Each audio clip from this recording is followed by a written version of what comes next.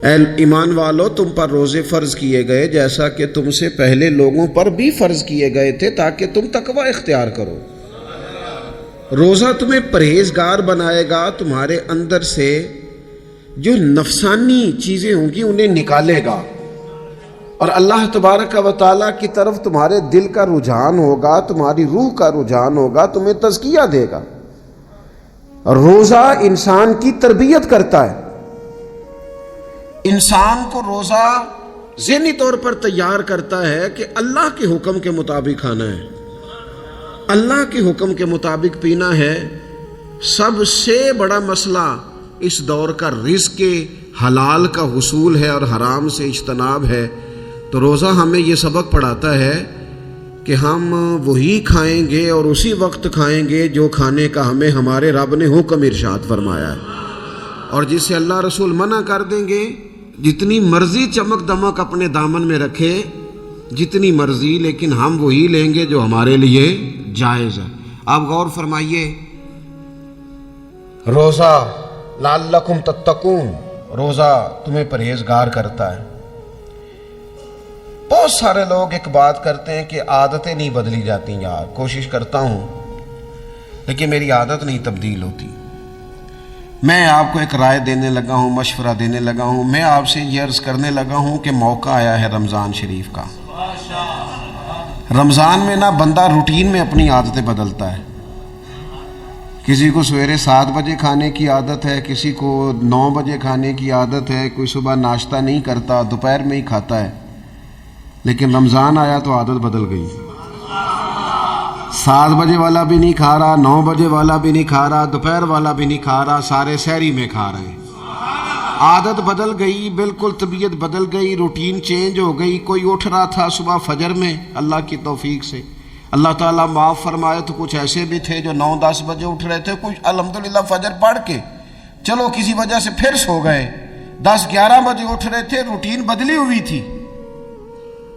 رمضان آیا تو بدل گئی، سارے سحری میں اٹھ رہے ہیں، تہجد کے وقت سب کی آنکھ کھل رہی ہے، بالکل روٹین بدل گئی، حالات بدل گئے، معاملات تبدیل ہو گئے، اوقات تبدیل ہو گئے، دفاتر کے ٹائم تبدیل ہوئے، اسکولوں کے نظام تبدیل ہوئے، مدارس کے اوقات تبدیل ہوئے، ہر چیز کے اندر تبدیلی آئی۔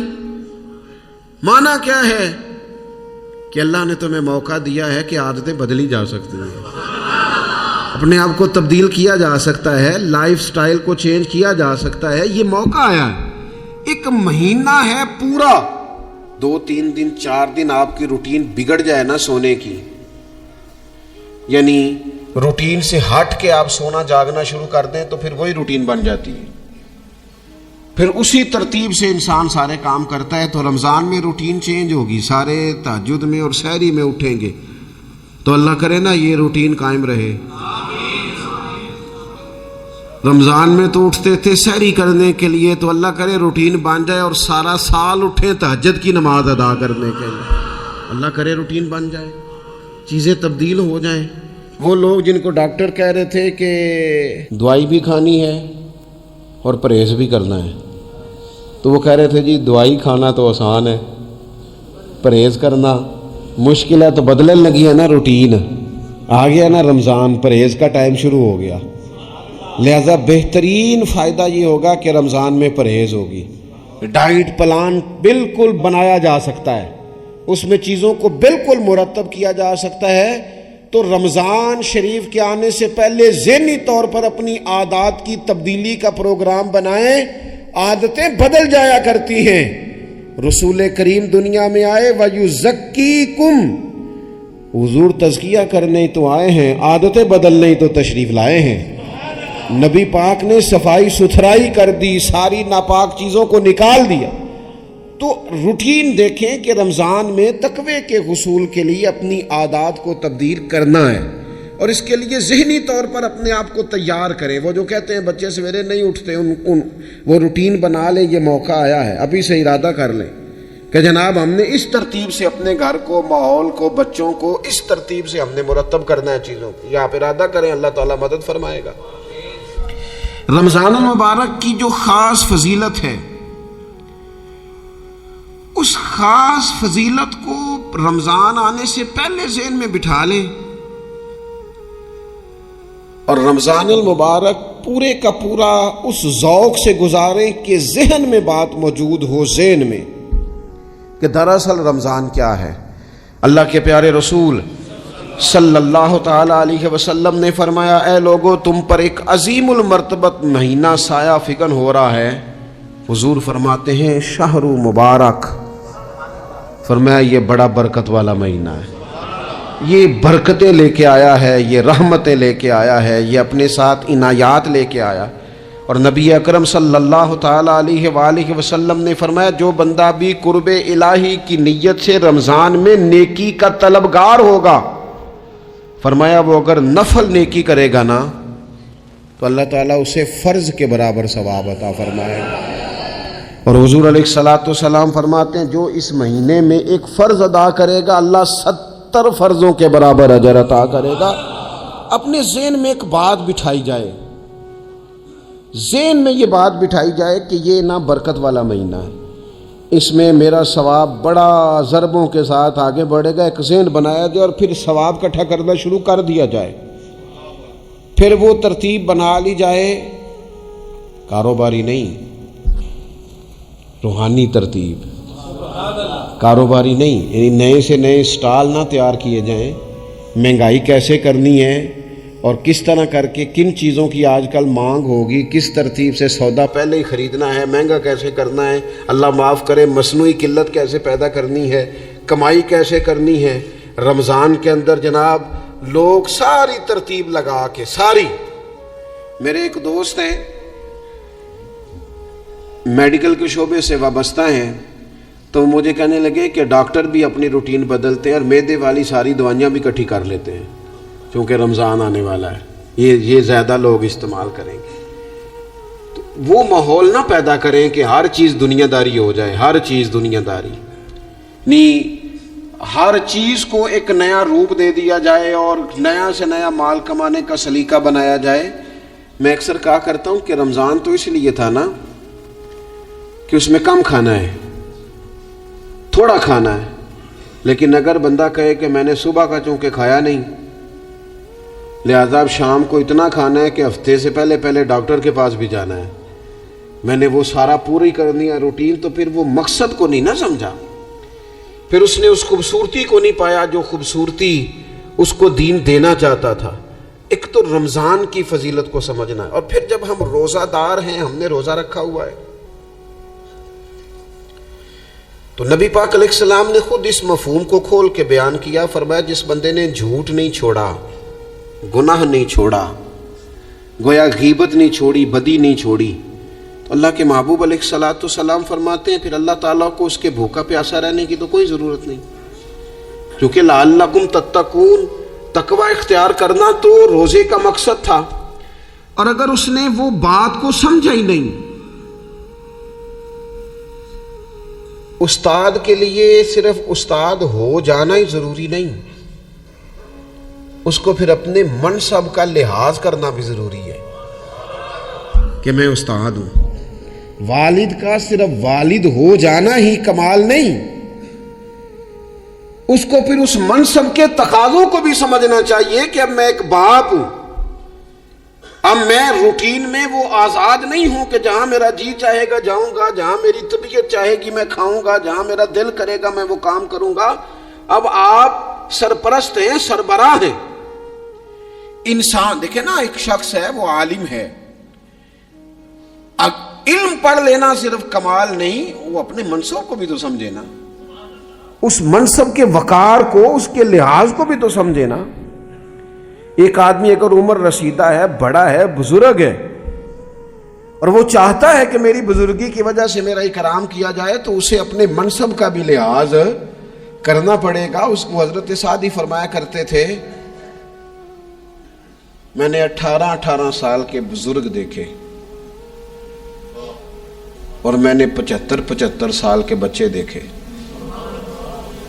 حضور کیا مطلب؟ فرمانے لگے عمر ہو گئی لیکن اپنے منصب کا خیال نہ کیا، عادات بچوں والی رہی۔ اور فرماتے میں نے ایسے لوگ دیکھے جن کو شروع وقت میں ہی اللہ والوں کی صحبت نصیب آئی تو وہ جو بزرگی ہے وہ پھر عمر کی وجہ سے نہیں ملی، وہ اللہ نے علم اور عمل کی وجہ سے عطا فرما دی۔ تو اپنے منصب کا لحاظ کرنا کہ میرا یہ منصب ہے، اسی طرح جب ہم نے روزہ رکھا ہوا ہوگا نا تو پھر ہم نے اس منصب کا بھی لحاظ کرنا ہے کہ میں روزے دار ہوں۔ پھر خالی بھوکے پیاسا نہیں رہنا۔ رسول پاک صلی اللہ تعالی علیہ وآلہ وسلم نے پتہ ہے روزے دار کی فضیلت کیا بیان فرمائی؟ اللہ کے محبوب صلی اللہ تعالی علیہ وسلم فرماتے ہیں کہ رب فرماتا ہے ابن آدم کا ہر عمل اس کے لیے ہے، روزہ میرے لیے، اور فرمایا میں خود جزا دوں گا روزے کی، میں خود جزا دوں گا روزے کی۔ اور حضور فرماتے ہیں روزہ ڈھال ہے، جو شخص روزہ دار ہو وہ بیہودگی سے، فحش گوئی سے اجتناب کرے۔ اور اللہ کے محبوب صلی اللہ تعالی علیہ وسلم فرماتے ہیں اگر کوئی شخص اسے گالی دے، اگر کوئی شخص اس سے جھگڑا کرنا چاہے تو پتہ کیا جواب دیں؟ اسے کہے بھائی میں روزے دار ہوں، میرے منصب کا تقاضا نہیں کہ میں تیرے ساتھ الجھوں۔ اور رسول پاک صلی اللہ علیہ وسلم فرمانے لگے اوہو اتنی بڑی بات۔ حضور فرمانے لگے، یہ صحیح مسلم کے لفظ ہیں، کریم محبوب فرمانے لگے مجھے اس رب کی عزت کی قسم جس کے قبضے میں محمد عربی صلی اللہ علیہ وسلم کی جان ہے، حضور فرماتے روزہ دار کے منہ کی خوشبو اللہ تعالیٰ کے نزدیک قیامت کے دن مشک کی خوشبو سے بھی زیادہ وقت والی ہوگی۔ اس کے منہ سے جو خوشبو آتی ہے قیامت میں مشک پیچھے رہ جائے گا، اور رب کی بارگاہ میں صرف روزہ دار کے منہ سے۔ اگر تیرے منہ کی خوشبو رب کو اتنی پسند ہے تو تجھے بھی تو اپنے منصب کا خیال ہونا چاہیے کہ میں نے روزہ رکھا ہوا ہے، میں روزہ دار ہوں۔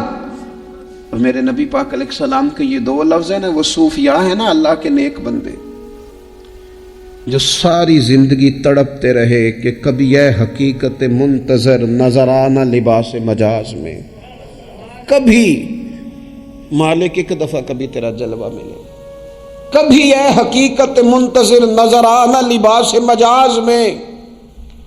لاکھوں سجدے تڑپ رہے ہیں میری جبین نیاز میں، اور جو ساری زندگی کہتے رہے کہ ہم تو عمر دراز مانگ کے لائے تھے 4 دن، 2 آرزو میں کٹ گئے، 2 انتظار میں، کہ دیکھو انہیں انعام ملنے لگا ہے۔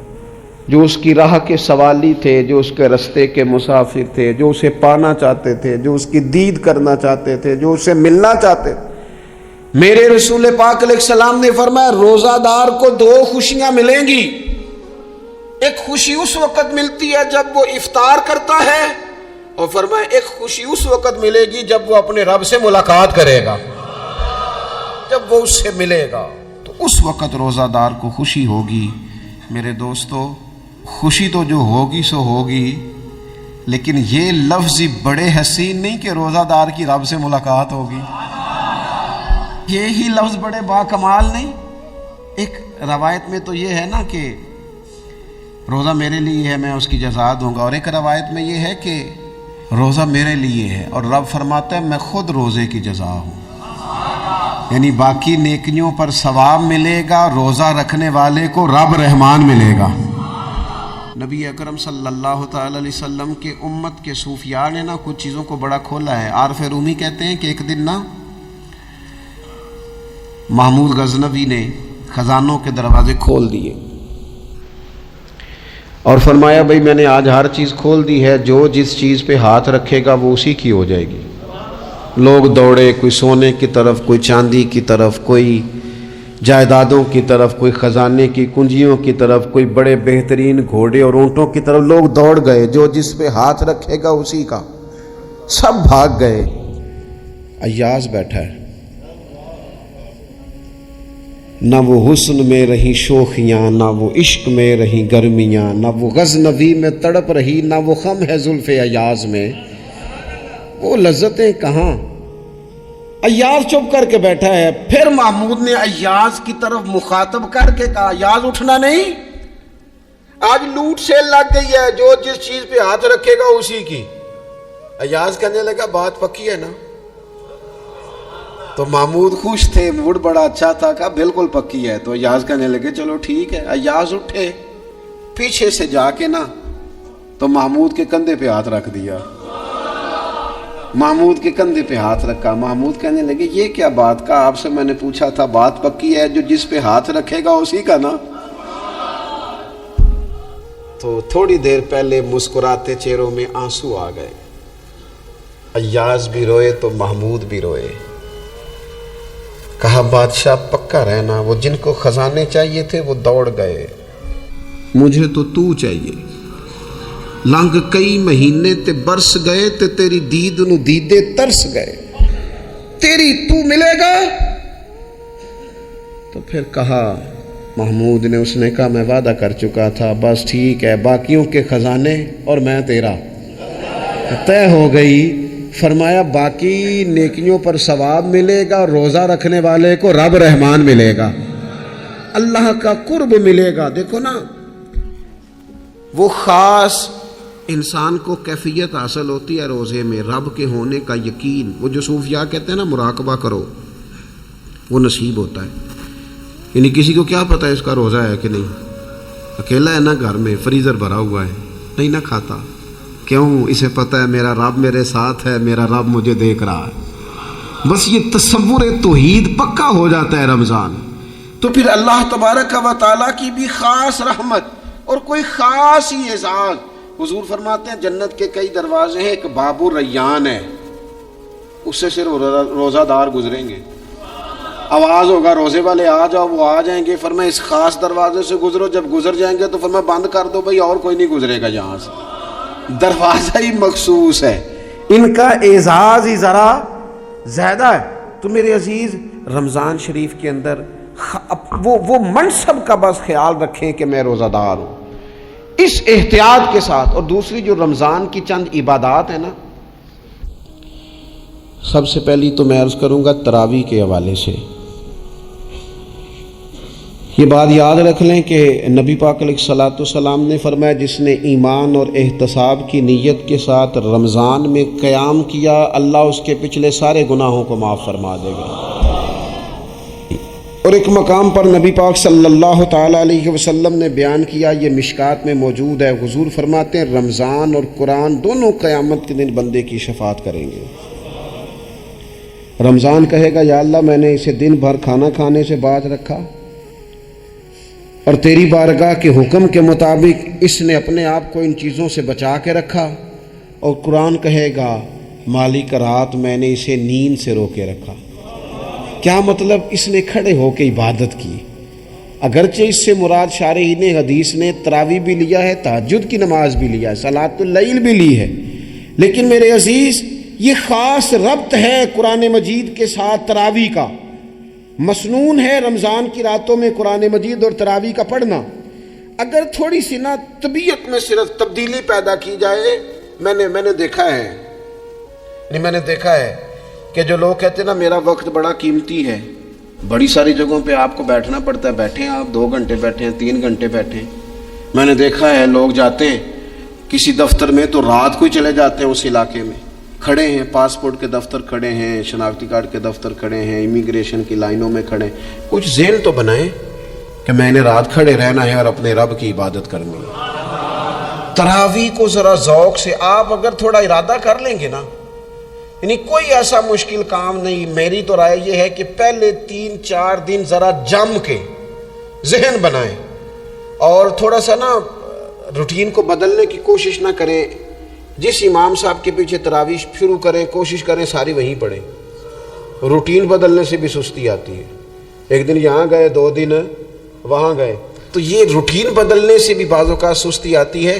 کوشش کریں ایک جگہ پہ قرآن شریف سننا شروع کریں اور پھر پورا قرآن مجید وہیں پہ سنیں اور تھوڑا ذہن بنائیں۔ میں نے دیکھا ہے ہمارے استاد صاحب اس طرح کیا کرتے تھے کہ بہت تھوڑا کھانا افطاری کے وقت، تھوڑا، اور ان سے کہا جاتا آپ بزرگ آدمی ہیں، اتنا کم کھانا کیسے نظام چلے گا؟ تو فرماتے تھے میں 1 چپاتی اور آدھی چپاتی کھا لوں گا لیکن تراویح کے بعد۔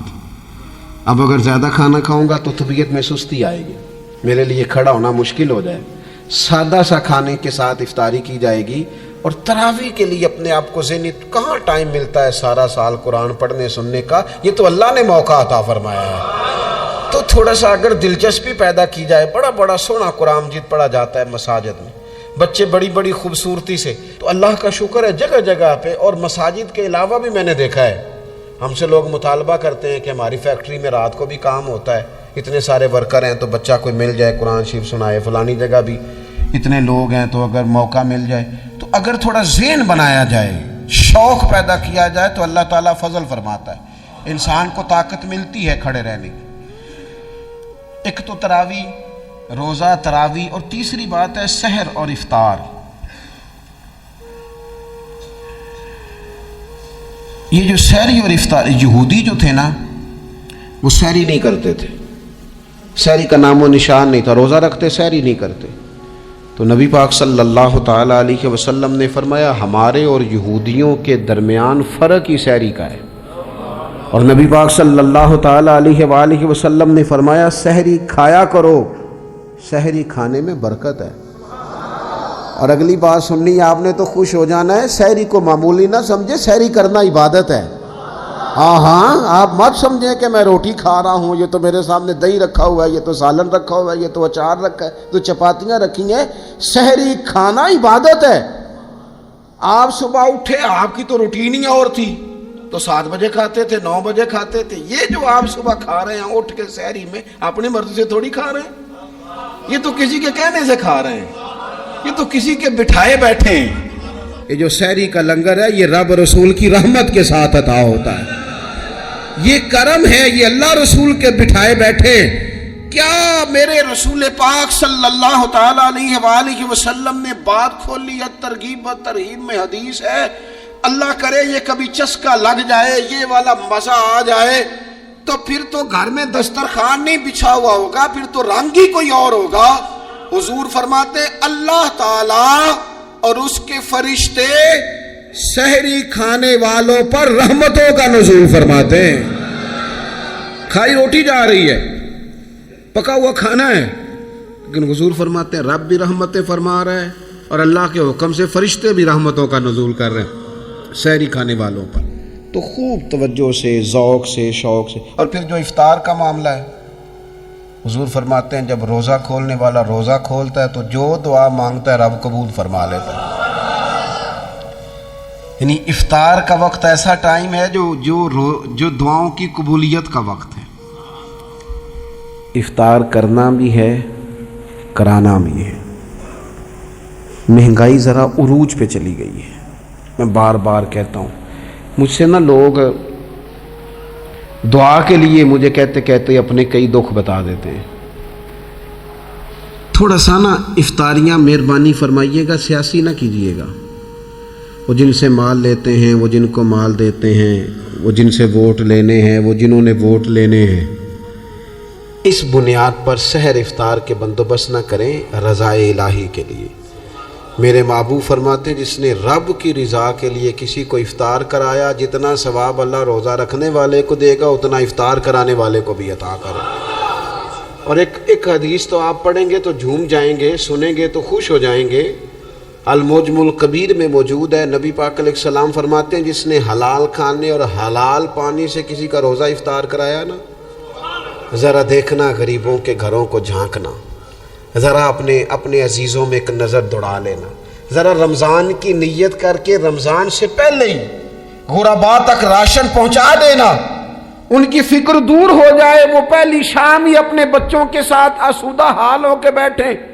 دیکھ لینا یہ نہ ہو کہ ایک بھائی کھول کے کھا رہا ہو اور دوسرے کے بچے منتظر ہوں کہ آج سحر افطار میں کیا کرنا ہے.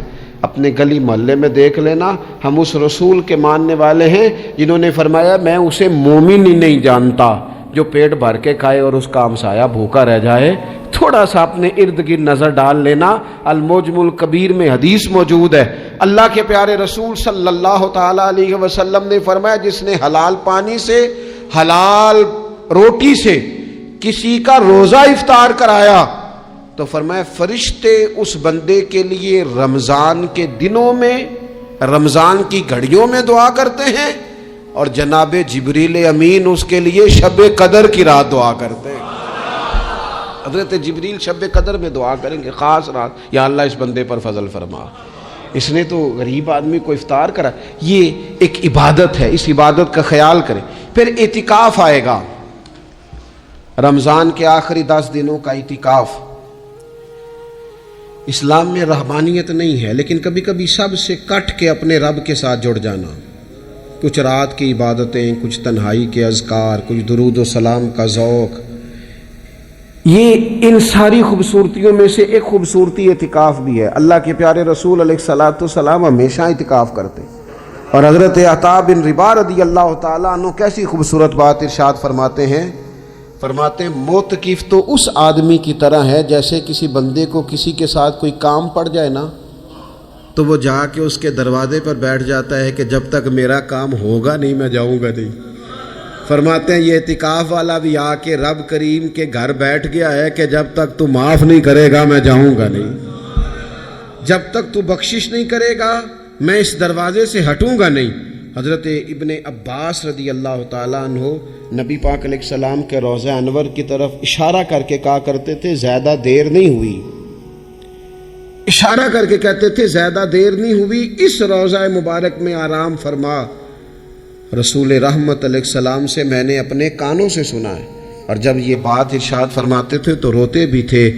فرماتے ہیں میں نے خود نبی پاک علیہ الصلوۃ والسلام سے سنا ہے کہ جو شخص اللہ تعالیٰ کی رضا کے لیے ایک دن کا بھی اعتکاف کرے گا نا, اللہ تبارک و تعالیٰ اس کے اور جہنم کے درمیان 3 خندقوں کی آڑ بنا دے گا, اور فرمایا ان کی مسافت زمین و آسمان سے بھی زیادہ ہوگی. یہ 3 خندقیں اتنی بڑی جن کی چوڑائی زمین آسمان سے بھی زیادہ ہوگی. ایک دن اعتکاف کر لے تو اللہ اس بندے کو دوزخ سے اتنا دور فرما دے گا. بہت سارے لوگ ہیں جن کو بڑا ٹائم ملتا ہے چھٹیاں گزارنے کے لیے, کبھی کسی سیاحتی مقام پر, کبھی کسی سیاحتی مقام پر, خرچہ بھی مل جاتا ہے, کام بھی ہو جاتا ہے, سارے سلسلے بن جاتے ہیں, بڑی بڑی جگہوں پہ لوگ جا کے ٹائم گزارتے ہیں. تو ایسا نہ ہو کہ 10 دن اللہ کے گھر میں بھی گزارے جائیں. علماء نے لکھا ہے کہ کوشش تو کریں ہر سال اعتکاف ہو, نہ ہو سکے تو چلو چند سالوں کے بعد ہو جائے. اور فرماتے ہیں کہ زندگی میں ایک دفعہ تو اس سنت کو ضرور ادا کرنا چاہیے. کوئی بندہ ایسا نہ ہو جو محروم رہ جائے, زندگی میں ایک بار صحیح پر اعتکاف کے ساتھ اپنے آپ کو وابستہ ضرور کرے. رمضان المبارک کے اندر آخری عشرہ شب قدر کی تلاش کا عشرہ ہے. اللہ کے پیارے رسول صلی اللہ تعالیٰ علیہ وسلم ان 10 دنوں میں خود بھی عبادت کرتے تھے اور گھر والوں کو بھی جگایا کرتے تھے, اور اپنے اہل خانہ کو تاکید فرماتے تھے کہ اٹھو اٹھو آگے بڑھو, یہ آرام کرنے کے دن نہیں ہیں. ہمارے ہاں یہ ہوتا ہے کہ وہ جو آخری 10 دن زیادہ عبادت کے تھے, شب قدر کی تلاش کے تھے, وہ آخری 10 دن سارے بازار میں گزر جاتے ہیں. کپڑے سلوائے جا رہے ہیں, کپڑے خریدے جا رہے ہیں, جوتے خریدے جا رہے ہیں, واپس کیے جا رہے ہیں, دوبارہ لیے جا رہے ہیں, سفر ہو رہا ہے, آنا جانا ہو رہا ہے, عیدیاں بٹ رہی ہیں. تو یہ سارے کام جو آخری عشرے میں کرنے ہیں, جو زیادہ عبادت کے دن تھے, وہ سارے کام تو رمضان سے بھی پہلے کر لینے چاہیے. کپڑے رمضان سے پہلے خریدے جائیں, پہلے سلوا لیے جائیں, جوتے پہلے لے لیے جائیں, ضرورت کے کام پہلے کر لیے جائیں. جہاں آپ کو جو بانٹنا ہے وہ رمضان سے پہلے کریں. وہ مفت کی اپنے دل کو مطمئن کرنا کہ اب میرے پاس یہ بڑے میں خیر کا کام کرنے نکلا ہوا ہوں, میں عیدی بانٹنے جا رہا ہوں, یہ پہلے بانٹنے تھے. یہ عجیب بات ہے کہ جو زیادہ وقت مسجد میں گزارنے کا ٹائم تھا وہ سارا ہم نے ضائع کر دیا. وہ ادھر ادھر بازاروں کی نظر ہو گیا, میل ملاپ کی نظر ہو گیا. تو اگر چیزوں کو مرتب کیا جائے, میں تو دوستوں سے کہا کرتا ہوں زکوٰۃ کا حساب, صدقات کا حساب, صدقات فطر کا حساب, جتنے بھی روٹین کے کام ہیں اس کو کوشش کریں رمضان شریف سے پہلے آپ ترتیب دیں. آپ ان چیزوں کو پہلے سے مرتب کریں تاکہ وہ بہترین ہو جائیں. ہم تو اس دین کے ماننے والے ہیں جہاں نیت کرو تو اجر شروع ہو جاتا ہے. آپ رمضان کی نیت سے جو آج خرچ کریں گے اس کو اللہ تعالیٰ رمضان کے ثواب کے برابر ہی اجر عطا فرمائے گا. لیکن وہ ہم نا کچھ لوگ بڑا ایک صاحب مجھ سے کہنے لگے جی میں نے سنا ہے صدقہ فطر آخری عشرے میں ہی دینا چاہیے. میں نے کہا آپ کا پروگرام تب دینے کا, اس لیے آپ نے یہ گاڑا کر کے سن لیا ذرا. اس کو آپ نے زیادہ غور سے سن لیا ہے. آپ جب ضرورت محسوس کریں, جب آپ سمجھیں کہ کسی کو ضرورت ہے, ضرورت کے وقت کوئی چیز کام نہ آئی تو پھر کب جا کے کام آئی. تو میری آپ سے یہ اپیل رہے گی کہ پہلے سے چیزوں کو مرتب کریں, معاملات کو پہلے سے طے کریں. وہ لوگ بڑے اچھے ہوتے ہیں جو وقت پر منصوبہ بندی کرتے ہیں, جو چیزوں کو ٹائم پہ مرتب کرتے ہیں. وہ ٹائم جو ہمارا بالکل اللہ کی بارگاہ میں حاضری کا ہے, عبادات کا ہے, اگر وہ سارا گاڑیوں کی نظر ہو جائے گا, اسفار کی نظر ہو جائے گا, تو ہم نے حاصل کیا کیا. ایک بات آخر میں بڑے درد کے ساتھ آپ کی خدمت میں عرض کرنی ہے, ہر سال کہتا ہوں, اس سال بھی کہوں گا, ذاتی اخراجات کو کچھ کم کیا جائے. ذاتی اخراجات نہ کچھ لوگوں کے بہت زیادہ ہیں, ان کے اپنے لباس کے, کپڑوں کے, اور وہ اخراج. میں نے پچھلے جمعے بھی کہا تھا, اسلام ذبائش کی اجازت دیتا ہے, نمائش کی اجازت نہیں دیتا. نمائش والے کام اگر تھوڑے چھوڑ دیے جائیں کچھ بھی نہیں ہوتا. میں تو شاید اگر میں سینکڑوں کہہ دوں تو غلط نہیں ہوگا, لیکن بیسیوں تو لوگ ایسے ضرور ہوں گے کہ جو عید ساری سو کے گزارتے ہیں, سارا دن سوئے رہتے ہیں. پتہ نہیں وہ اتنے مہنگے مہنگے کپڑے کس لیے خریدتے ہیں. عید کی نماز پڑھی, سو گئے, اور بھئی آپ کا فون بند تھا جی, میں سو رہا تھا جی. تو بھئی وہ جو آپ نے 1.5 مہینہ درزی کے پاس آنا جانا لگایا, وہ کس مقصد کا؟ رات کوئی پہننا تو کوئی پرانا جوڑا پہن لیتے. ایسی مصیبت کیا بنی ہوئی تھی؟ اتنے مہنگے کپڑے خریدے, اتنا مہنگا جوتا لیا, اور دن سارا سو کے گزار دیا. ذاتی اخراجات کم کریں. پتہ کیا ہے, فرق بہت بڑھتا جا رہا ہے, بہت بڑھتا جا رہا ہے. یعنی ایک جگہ پہ چیزیں پڑی ہیں, خراب ہو گئی ہیں, کھانے کا ٹائم نہیں, پہننے کا ٹائم نہیں, اور ایک جگہ وہ ہے کہ جہاں لوگ دوائی کو ترس رہے ہیں. گندم امیر شہر کی ہوتی رہی خراب, اور بچی کسی غریب کی فاقوں سے مر گئی. اور کسی نے کہا تھا کہ غریب شہر تو فاقوں سے مر گیا, لیکن امیر شہر نے ہیرے سے خودکشی کر لی. اللہ معاف فرمائے. تو بہت ساری جگہوں پہ لوازمات زیادہ ہیں, اخراجات زیادہ ہیں, تکلفات زیادہ ہیں. اس رمضان میں مہنگائی کا جو زور ہے, حالات کی جو سنگینی ہے, اور تھوڑا پیچھے جائیں تو غریب علاقوں میں جس قسم پرسی کے ساتھ لوگ اپنا وقت بتا رہے ہیں, اگر صرف امیر لوگ اپنے کچھ ذاتی اخراجات کو کنٹرول کرنے میں کامیاب ہو جائیں تو بڑے سارے لوگ ایسے ہیں جن کے لیے وہ خوشیاں بانٹنے کا ذریعہ بنیں گے, اسباب. اور ویسے بھی زندگی سادہ کریں, آسان ہو جائے گی. زمین پر چلیں, آپ محسوس کریں گے کہ زندگی بہتر ہو گئی.